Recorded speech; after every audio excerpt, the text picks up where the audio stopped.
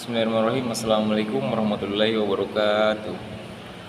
Baik, aku syukur kita panjatkan kehadirat Allah Subhanahu wa taala karena berkat rahmat dan hidayahnya lah saya masih bisa mempresentasikan sedikit materi evaluasi kurikulum dalam mata kuliah pengembangan kurikulum.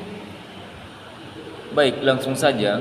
Definisi evaluasi adalah suatu tindakan atau suatu proses untuk menentukan nilai dari sesuatu. Evaluasi dalam pendidikan dapat diartikan sebagai suatu proses dalam usaha untuk mengumpulkan informasi yang dapat digunakan sebagai bahan pertimbangan untuk membuat keputusan akan perlu tidaknya memperbaiki sistem pembelajaran sesuai dengan tujuannya akan ditetapkan. Kemudian masuk di definisi kurikulum. Kurikulum adalah sebagai rencana yang dibuat untuk membimbing anak belajar di sekolah. Disajikan dalam bentuk dokumen yang sudah ditentukan, disusun berdasarkan tingkat-tingkat generalisasi, dapat diaktualisasikan dalam kelas, dapat diamati oleh pihak yang berkepentingan, dan dapat membawa perubahan tingkah laku. Kemudian prinsip-prinsip evaluasi kurikulum. Yang pertama yaitu tujuan tertentu.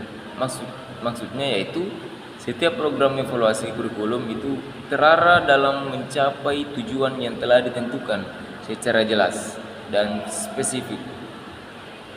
Kemudian yang kedua bersifat objektif.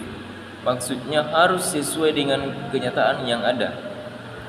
Terus yang ketiga bersifat komprehensif, yaitu mencakup semua dimensi atau aspek yang terdapat dalam ruang lingkup kurikulum.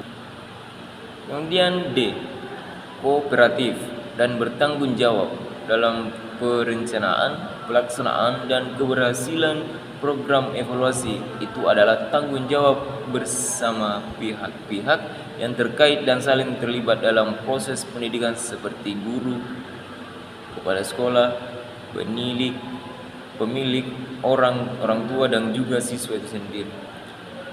Kemudian ada beberapa di sini, ada 11 prosedur evaluasi kurikulum. Yang pertama yaitu kajian terhadap evaluan, yang kedua pengembangan proposal, yang ketiga revisi proposal, yang keempat pertemuan atau diskusi proposal dengan pengguna jasa evaluasi, yang kelima rekrutmen personalia, yang keenam pengurusan persyaratan administrasi, yang ketujuh pengorganisasian pelaksanaan, yang ke-8 analisis data, kemudian yang ke-9 penulisan pelaporan, yang ke-10 pembahasan laporan dengan pemakai jasa, yang ke-11 penulisan laporan akhir. Kemudian model-model evaluasi kurikulum. Yang pertama yaitu evaluasi kurikulum model penelitian, yang kedua model evaluasi kurikulum yang berorientasi pada tujuan, yang ketiga model evaluasi kurikulum yang lepas dari tujuan, yang keempat model campuran multivariasi, yang kelima model evaluasi program for innovative curriculum, yang keenam model CIP atau CIPP, yang ketujuh model 10 Bring, yang ke-8 model pendekatan proses, yang ke-9 model evaluasi kuantitatif, dan yang ke-10 model evaluasi kualitatif. Baik, terima kasih. Saya rasa itu saja yang dapat saya presentasikan. Lebih dan kurangnya mohon dimaafkan. Saya akhiri dengan ucapan Assalamualaikum warahmatullahi wabarakatuh.